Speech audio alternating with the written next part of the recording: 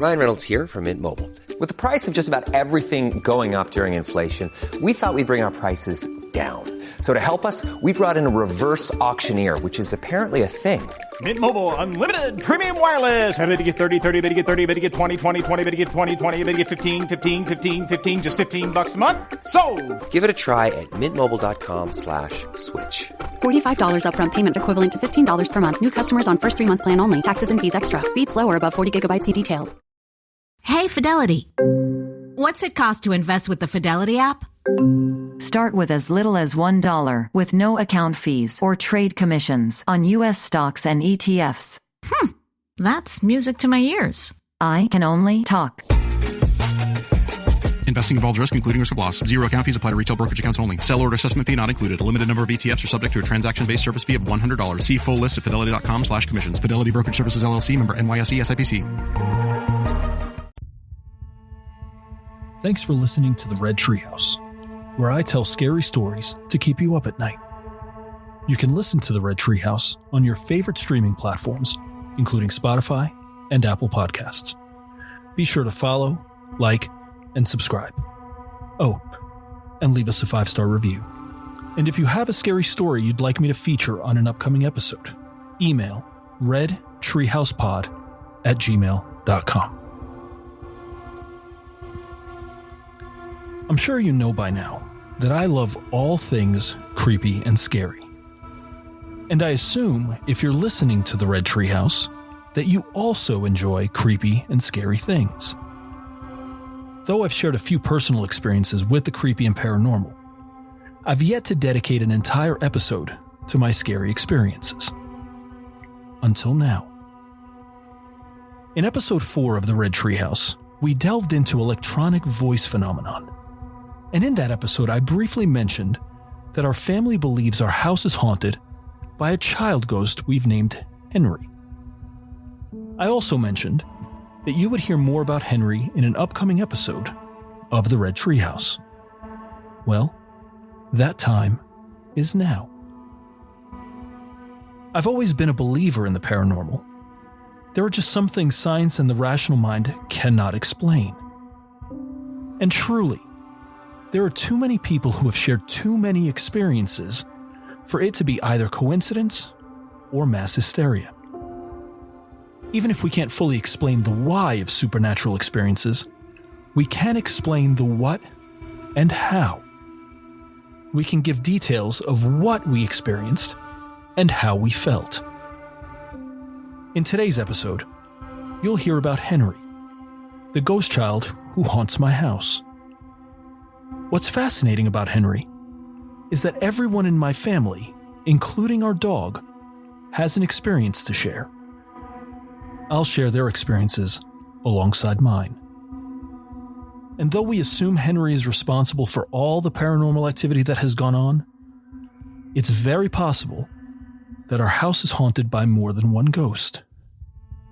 See, there are common details in each of our experiences with Henry. He's silly, even sweet. But there are common details in each of our experiences with a different entity. And this one is dark, even scary. As you listen, I want you to consider these questions. Is our house haunted by just Henry, or by more than one ghost? If you don't think our house is haunted, are our experiences mere coincidence and an overactive imagination? I'll share the stories. You decide for yourself. I'm your host, Will. Welcome to the Red Treehouse.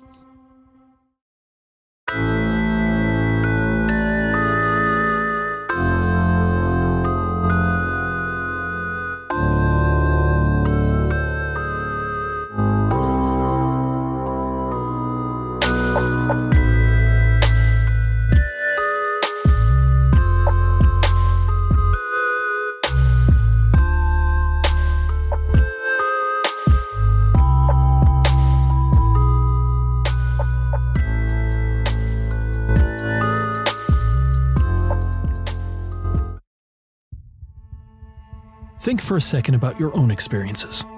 Have you, or do you currently live in a house you suspect is haunted. If so, you're not alone. A CBS News article titled 6 of the Most Haunted Houses in the U.S., dated October 24th, 2013, reported nearly 35%, quote, claim they have lived or are living in a haunted house, end quote. Citing a Realtor.com haunted housing report, the article offered helpful signs that a house could potentially be haunted. Quote, a cemetery on the property, more than 100 years old, quick transitions in owners, an unexplainable low price, or close proximity to a battlefield, end quote. I mentioned in a previous episode that our house dates to the late 18th century, post-Revolutionary War. In fact, the original one-room schoolhouse sits on an adjacent property, and it dates to sometime around 1796. I suspect that our house sits on land that was once a small part of a massive parcel, and that over the generations, it was sold off piece by piece to developers and private buyers. I've heard it said that ghosts are more likely to haunt older homes or locations with history and or emotional connections. I find this somewhat ironic, though, because older homes, at least in my mind, may have more natural explanations for supposed supernatural phenomenon. The thought that our home is haunted by drafty windows and creaky pipes has crossed my mind a few times. Before we jump into our experiences, it's important for you as a listener to have a visual map to help orient you to various locations. When you come all the way up the driveway, you'll notice a small pool house on the left and the main house on the right. The pool house doubles as my office and my recording studio. I record both the Red Treehouse and the Horror Lab podcasts from this space. The aesthetic of the pool house is best described as a rustic log cabin. When you walk through the front doors of the main house, you immediately step into a foyer with a staircase on the right. At the base of the stairs is a bedroom. On the left of the foyer is our living room. And if you walk through the foyer through a set of French doors, you'll enter our dining room on the left. Turn right, and you'll walk into the kitchen. And if you walk through the kitchen, you'll enter a small laundry room with a small bathroom on the right. The bedroom at the base of the stairs is connected to the small bathroom. If you walk up the stairs, you'll find 3 more bedrooms, a master bedroom on the right, and 2 smaller bedrooms at the end of a short hallway. Each of the windows on both floors have white interior shutters. So no matter the time of the day or how bright it is outside, closing the shutters makes it feel like the middle of the night. And, with dark mahogany wood throughout the downstairs, our house feels like it could be haunted. Truly, there are no shortage of dark corners, and the feeling like you need to turn on a light each time you enter a room. The website HauntedOC.com offers 6 types of hauntings, and it's important to understand these because you'll hear several of these described in our experiences. The first is a residual haunting, and that's the result of either positive or negative energy released into and imprinted by the atmosphere. Quote, like a recording tape, it will play the events over and over again. End quote. In a residual haunting, there is no interaction between a person and the ghost. Though depending on the energy, you may hear various sounds. If positive energy is imprinted, you may hear laughter, singing, or even music. If negative energy is imprinted, you may hear shouts, cries, or screams. The second type of haunting is an intelligent haunting, and it's thought to be the release of the soul or aura, which is the ghost itself, upon death. An intelligent haunting involves some form of interaction between the ghost and a person. Quote, when we see this aura, we call it a ghost. If this ghost is able to interact with us, is aware of us, can touch us, can communicate with us, then this is an intelligent or interactive haunting. End quote. They further list 7 reasons this ghost may be present. 1. Died as a result of a traumatic event, murder, car accident. 2. Due to unfinished business. 3. The spirit may have died suddenly and not realized he or she died. 4. The living loved ones are so emotionally distraught, they can't let go. 5. The spirit is emotionally connected to their loved ones. 6. They cannot rest due to an injustice done to them. And 7. Fear of the other side or judgment. The third type of haunting is a portal haunting, and it's thought to be the doorway to another world or dimension and may involve more unique spectral figures. Quote, typically places that experience a wide array of different types of anomalous activity, such as glowing balls of light, odd creatures, strange shapes, or unexplained mists or fog, are suspected to have a portal. End quote. The fourth kind of haunting is a poltergeist haunting, and the word poltergeist is derived from 2 German words meaning noisy spirit. Quote, activity that takes place will start off with knocks and bangs, furniture starting to move around by itself. Then, the activity will become more intense, manifesting itself through voices and even the appearance of full apparitions. Furniture may slide across the room, and beds may shake. A poltergeist haunting tends to be the most terrifying and rarest type of haunting that occurs. End quote. The fifth type of haunting are shadow people or creatures. These are different from your typical ghost and defy explanation. Quote, they are usually shapeless dark masses, mostly seen with your peripheral vision. They are known to do things that are different from ghosts.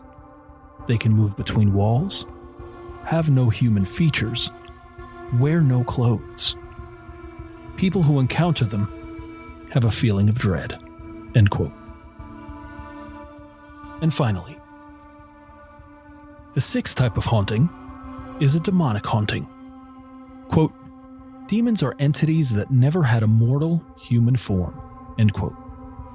They may take the following forms: angelic, horrific or evil-looking, or they may be a black mist, fog, shadow, or smoke. These hauntings may be accompanied by a smell of rotting flesh or sulfur. You may hear a growl, and demonic entities like to make contact by pushing, hitting, shoving, or scratching. I'll go further into the types of hauntings in an upcoming episode of the Red Treehouse. And I only mention them now because our personal experiences seem to fit several different types of hauntings. And I'll admit, I'm not sure what to think or feel about this.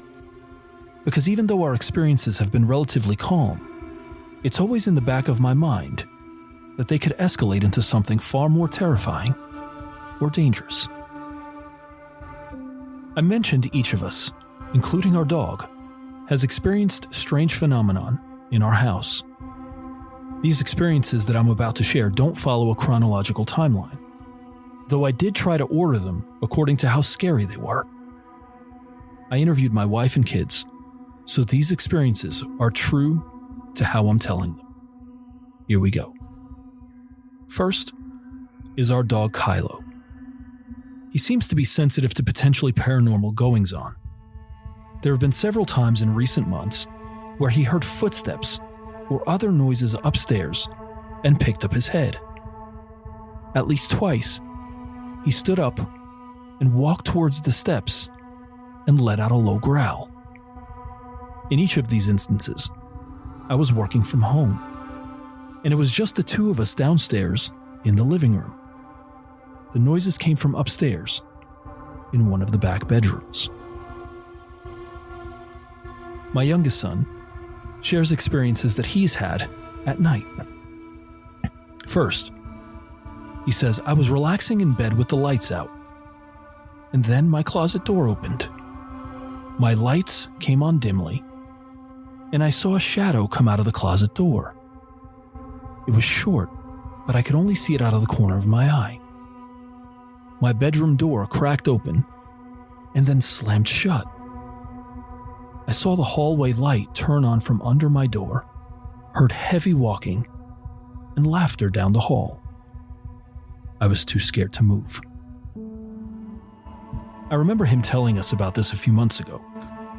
My initial reaction was skepticism, and I thought he had an overactive imagination. But hearing him tell the story the exact same way as the first time has my wheels spinning. His second story was in the middle of the day. He says, I was alone after coming home from school. I was walking down the stairs to find our dog and get a snack. And as I was walking in the kitchen, I saw movement and the lights turned on. I thought the movement was our dog, but he wasn't in the kitchen. In fact, he was upstairs in my brother's bedroom the whole time. My oldest son recalled a single experience that he had several months back. He says, one time I was sleeping downstairs. My phone was dying, so I went to the dining room to get a phone charger. Thinking I'd left it on the round table, I walked to the back of the dining room. On my way out of the dining room, a candle flew off the buffet table towards my feet. Something interesting. I was there when this one happened. And though I was walking a step or two ahead of him, I heard the candle hit the floor and initially thought he'd bumped into it. In fact, my first comment was something like, dude, I'm glad you didn't break that. The look on his face was both surprise and fear. And he immediately said, Dad, the candle flew off the table right at me. I believe him. My wife, who is especially sensitive to the paranormal, had two encounters with whom she believes to be Henry. Her first was very simple. She was walking in the pool house when she heard a little boy say, "Hi, Mom." I remember when she told me this. At first, she thought it was me. But in reality, I wasn't anywhere near her when this happened. I should also say that even though I work and record in the pool house, I have a fear of the bathroom being open. In fact, even in the middle of the daytime, I make sure that my back is not facing the bathroom door, and that it always stays closed. Her second experience took place in the middle of the night. She says, one night I was lying down in bed when I felt a tickle under my chin, and it woke me up. I'll admit, this one scares me a little bit, because it seems as though Henry walked right up to her while laying down and made literal contact with her. Where was I? Next to her, sound asleep. I'll share my first encounter with Henry. And to be honest, I don't remember the exact time I first encountered him, but I know it was within a few months of moving into the house. I was in the laundry room, switching a load into the dryer right before bed. And as I walked back into the kitchen, I saw what looked like a little boy standing in the corner, out of the corner of my left eye. I looked, but there wasn't anything there. When I turned back to face the entryway to the kitchen, I saw him again out of the corner of my left eye. Only this time, he'd moved closer. I immediately sprinted up the stairs to the bedroom. It's important to note that I do not get afraid by much. I'm not easily spooked. Things generally don't startle me. But in this first go-round, I was legitimately scared. My daughter might have the scariest experiences of them all. I'll share 3 experiences that she had. 2 she experienced by herself, and 1 she experienced with me. When we first moved into the house, someone asked me to get something from my room. At first, the temperature dropped and it was cold. I turned around, but there was nothing there. So I went and got the something I went in for. Then, I heard my name whispered twice. I remember it was a low, raspy voice, but my name was said in a whisper, and it was hard to make out exactly what was being said. Then, I felt something tap my shoulder twice. My door slammed shut, and I heard the lock turn. I tried to get out, but I couldn't. Only after 10 seconds or so did the door unlock, and I was able to get out of my bedroom. The second experience happened less than 2 weeks ago. She says, about 2 weeks ago, I went out to the pool house to give the ducks food and water. And as I was filling up the water bowl, the pool house light turned green. I looked around in the bathroom mirror, and in the shadows, I saw the outline of a black figure. I turned off the water and ran out of the pool house. I'll close this episode of the Red Treehouse by sharing an encounter my daughter and I experienced together, even though it took place at different times in the night. Maybe the scariest encounter that we've ever had took place over a period of 2 to 3 hours. I'll tell the story in reverse order, because that's how we discovered the overlap in our experience. Every night before bed, I do a once-over around the house, turning off every light, locking the doors and windows, and making sure the chickens are safe in their coop. No matter what time I go to bed, I have the same routine. Then I'll peek my head in the kids' rooms, say goodnight, tell them I love them, and remind them to turn off the lights if they get up for anything. I go to bed, and the next morning I wake up for the gym at 5:30 a.m. I step out of the bedroom, walk downstairs, and find every light on in the house. I mean every light. Overheads, lamps, hallways, bathrooms, every single light was on in the house. I'll admit, my first reaction was annoyance. I'd been clear the kids needed to turn the lights off before going to bed. Head shaking, I head to the gym. As I'm driving, though, my annoyance turned to wonder, because every possible light was turned on. Why would my boys do that? I get home from the gym in time to wake my kids up for school. And I always wake my daughter up first because she needs the most time to get ready. As I'm getting her up, I comment under my breath that the boys really need to turn the lights off next time. Then, she sits up in bed, eyes wide.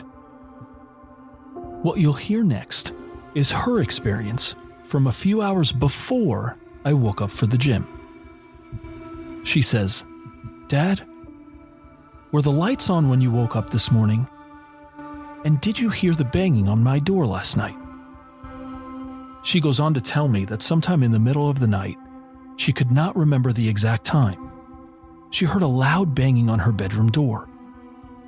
Startled, she laid in bed thinking it was me or my wife. A few minutes go by, and she hears the banging again. This time, she opens the door, and there's no one there. The lights are off in the foyer. A few more minutes go by, and she hears the banging again, this time on her other bedroom door. She gets up, opens the door, and again, no one is there.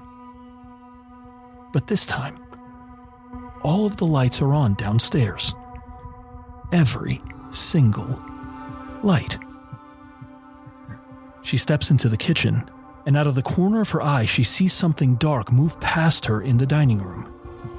She runs back into her room, closes the door behind her, and tries, unsuccessfully, to fall back asleep. A few hours later, I come downstairs, lights still on, and my annoyance in full swing. Even though I believe in ghosts and the supernatural, my initial reaction is always skepticism. There must be some other explanation for what I saw, heard, or felt. But truly, I've experienced too many strange and scary things to dismiss the supernatural outright. And even if I prefer to dismiss my own experiences, I can't do that for other people. In truth, I think our house is haunted. Yes, by Henry. But also by something else. What exactly, I'm not sure. What do you think? Is our house haunted by just Henry, or by more than one ghost? Are our experiences mere coincidence and an overactive imagination? What types of hauntings do you think exist in our home? I've told you the stories. Now, decide for yourself. I'm your host, Will. Thanks for joining me in the Red Treehouse.